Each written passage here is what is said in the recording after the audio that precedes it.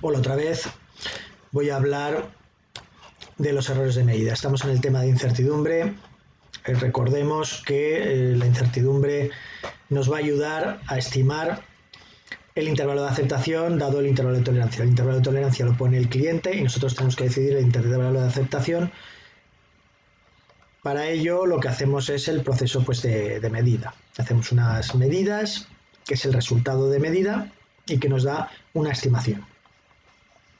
Esa estimación va asociada a una incertidumbre, que es la que tendremos que tener en cuenta a la hora de aceptar o rechazar una pieza. Bien, la medida involucra a un operario más un procedimiento de medida con un instrumento de medida y a unas condiciones ambiente. Los errores de medida se nos pueden producir por cualquiera de estos elementos, por el operario, por el procedimiento, por el instrumento de medida o por el ambiente. Y tenemos que tener cuidado con todos ellos. Bien, tenéis los apuntes de Ortea y lo podéis mirar en el libro también con tipos y causas y clasificación de los errores en la medida. Lo primero que quiero es dividir los errores de medida en dos tipos, sistemáticos y aleatorios. Los errores sistemáticos son los que siempre son de un mismo valor o parecido, que pueden seguir una gaussiana pero que tienen una media y que son más o menos parecidos siempre, que pueden ser previstos. Mientras que los errores aleatorios no tienen una medida parecida, siempre unas veces van hacia arriba, otras veces hacia abajo, no son siempre en la misma dirección. Los errores sistemáticos se pueden corregir un poquito, no siempre perfectamente, pero se pueden corregir un poco, o por lo menos la media se puede corregir de los errores sistemáticos, y los errores aleatorios no se pueden corregir, porque son aleatorios, no son predecibles precisamente. Bien, esa es una primera clasificación. Luego he dicho que los errores se deben al operador, al procedimiento, al instrumento, al mensurando también a lo que estamos midiendo y también finalmente dependen del ambiente, de la situación del ambiente. Los errores debidos al operador pueden ser bien el típico error de paralaje, que depende de la perspectiva donde esté nuestro ojo respecto al instrumento, un error de posicionamiento, que lo esté colocando incorrectamente. Bueno, hay una serie de errores tipo, también dependen de la fatiga del propio operario. El libro incluye aquí los errores de procedimiento, porque se achaca que no está suficientemente formado el operario. Si el operario está suficientemente formado y tenemos un procedimiento, pues lo lógico es que fuese todo en uno. Yo lo separo un poco, es importante que tengamos procedimientos para cada una de las medidas y que todos los operarios lo hagan con el mismo procedimiento. Porque si el error de paralaje lo hacemos exactamente igual en el momento en que calibramos y en el momento en que medimos y todos miden con el mismo error de paralaje, desaparece ese error de paralaje en realidad. Es una forma de disminuir todos estos errores. Entonces yo creo que es importante que todos tengamos el mismo procedimiento y que además tengamos una formación de esos operarios de calidad. Los operarios son los de calidad o los de producción. Estamos en un entorno TQM.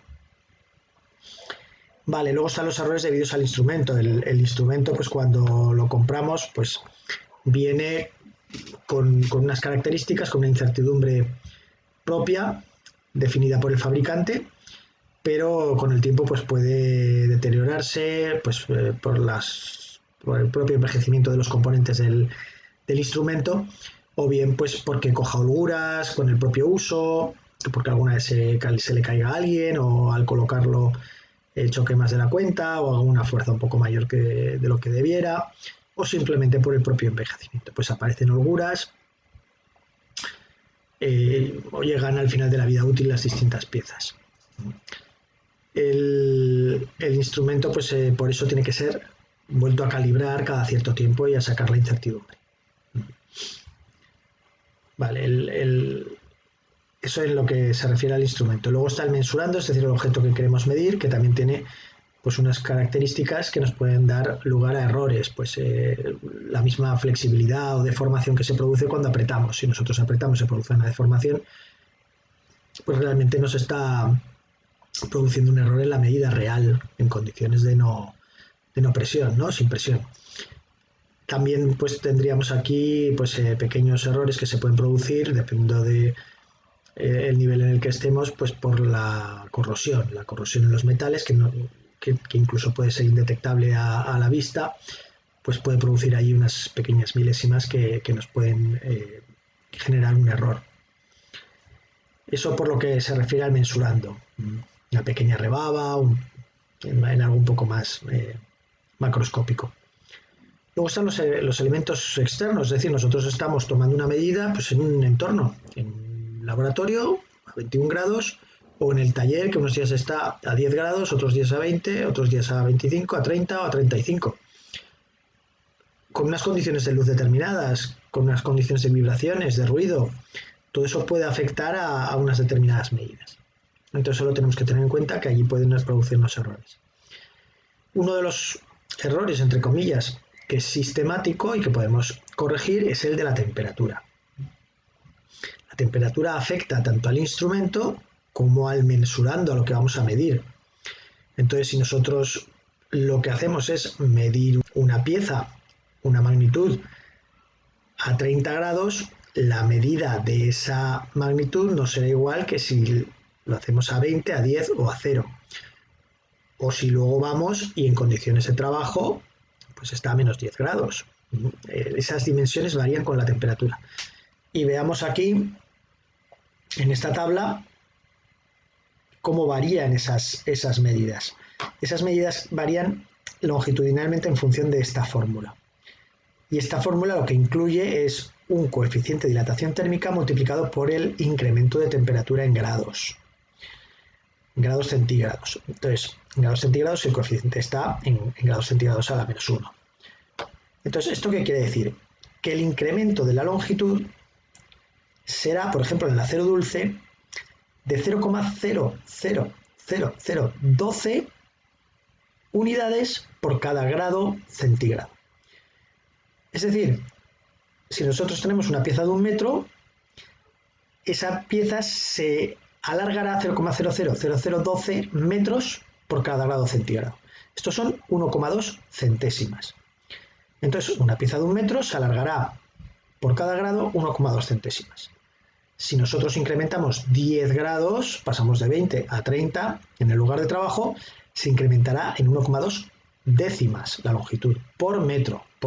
Bien, si la pieza es de 1 metro, se incrementará en 1,2 décimas. Esto puede llegar a ser bastante en determinadas condiciones y puede ser un problema. Para eso lo que se hace es elaborar estos cálculos. Fijaros que el acero dulce se incrementa en 1,2 centésimas por cada grado y metro, pero el acero con níquel en 1,5 milésimas, es decir, bastante menos. Y sin embargo, el latón, el cobre y el bronce, un 50% más. Se incrementa, tiene una sensibilidad a la temperatura mucho mayor. El latón, el cobre y el bronce, sensibilidad mayor, el acero por en medio, y los inoxidables con níquel tiene una sensibilidad, un alargamiento pues menor. Bien, aquí quiero hacer una consideración en este tipo de errores, y es que tenemos que tener en cuenta que afectan tanto a la pieza como al instrumento de medida. Entonces, si nosotros hemos calibrado el instrumento de medida en un laboratorio a 21 grados y luego lo sacamos al taller y está a 30, el instrumento puede ser que lo saquemos justo cuando vamos a tomar la medida, entonces siga a 21, 22, 23 grados, con lo cual lo que va a medir es la medida real, o esté ya a 30 grados y lo dejamos un rato a temperatura del taller. En ese caso tendríamos a 30 grados el instrumento, lo cual genera una distorsión en las medidas del propio instrumento, y a 30 grados la pieza, que es diferente de los 20 grados de laboratorio. En ocasiones esos dos errores, el del instrumento y el de la pieza respecto a una medida a 21 grados, se compensan más o menos, no llegan a compensarse del todo, pero se compensan bastante. Y con un micrómetro, por ejemplo, nos puede dar lugar a una medida bastante aceptable, dependiendo de la precisión que necesitemos. Pero hay que tener cuidado porque no siempre se compensan correctamente. Y hay veces que hay que hacer el cálculo. Y tener en cuenta siempre eso, a qué temperatura tenemos el instrumento, de donde lo hemos sacado, justo en ese momento, y a qué temperatura tenemos la pieza, y a qué temperatura va a trabajar, o a qué temperatura hemos definido las características del cliente, los requisitos del cliente. Vale, esto es por parte de la temperatura. Vale, la humedad me puede generar una serie de errores también, vibraciones, la luz, y además lo ponemos en un certificado para que el cliente pues vea que lo hemos medido en las condiciones que él deseaba.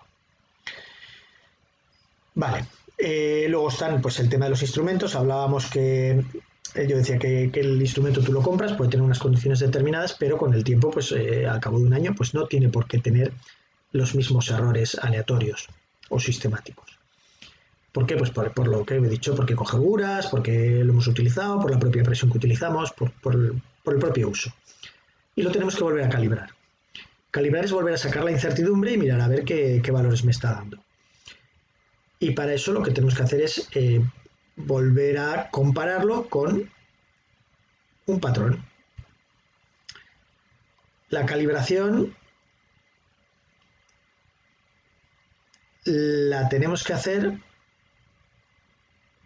en referencia a un patrón.